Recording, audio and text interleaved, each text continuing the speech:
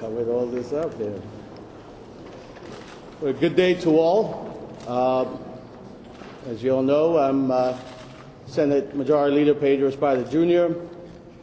After months and months of rampant speculation, innuendo, and political grandstanding, targeted leaks to the press meant to disparage me and poison the public's perception of the Soundview Healthcare Network, an extraordinary expenditure of taxpayer dollars, resources, and time, I'm here before you today to address the litany of mischaracterizations and falsehoods that serve as the foundation for the Attorney General's civil action against the Soundview Health Centers.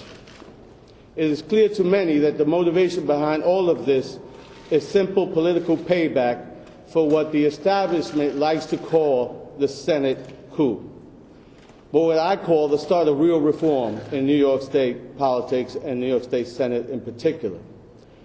There is an unfortunate pattern developing, a pattern where the Attorney General garners tons of media attention for a supposed serious investigation, only to bring a case that is nowhere near commensurate to the resources devoted to it, nor the media attention he has sought to it on his ubiquitous off-the-record conference calls. These actions are politics as usual, a steamroller approach to using the power of one's office, an office, I remind you, whose purpose is to protect the people and not to make unfounded assertions and accusations as a means to achieve political power, political ends. We have seen this movie before from this office of the Attorney General, and we all know how it ends. Further, I find it disingenuous to demonize my family simply for working for a business that I founded when I was 22 years old. It is no more inappropriate than working for your daddy as the hatchet man and then aspiring to step on his shoulders to be governor of this great state. There should be no rush to judgment until the facts emerge. I would like to remind everyone, including my fellow elected officials, that just like you, I deserve the opportunity to address this complaint, this civil complaint, in the proper forum. I am deeply, deeply disappointed that the Soundview Healthcare Network has been drawn into a politically driven civil complaint.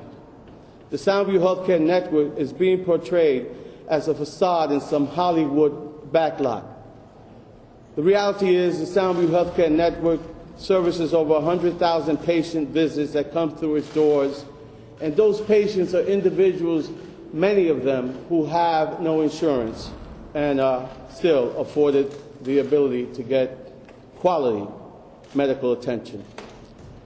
Because the Soundview Health Center is federally funded, we are turned upside down several times over, audited by regulators, federal, state, local agencies, as well as dozens of healthcare insurance companies, HMOs, vendors, who are a licensed entity in New York State, federally funded for over 30 years.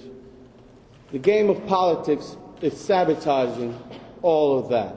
Thousands of Latinos, African Americans, poor people who rely on Soundview Healthcare Network's vital healthcare, social services, and outreach programs, and also the specialty care, pediatrics, geriatrics, cardiology, nutrition, diabetes. This is the real work of Soundview Healthcare Network.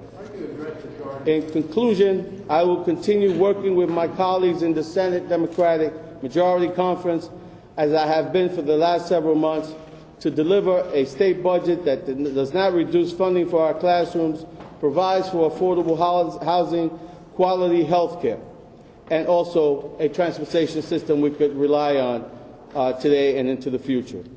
My focus will continue to be on passing my rent relief legislation that would freeze rents for the next 5 years for over 600,000 tenants of New York City.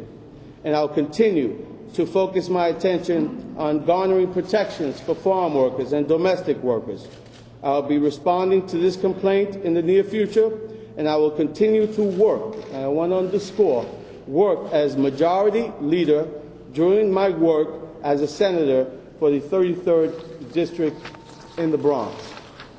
I want to pause for a moment and take you through this timeline of this investigation.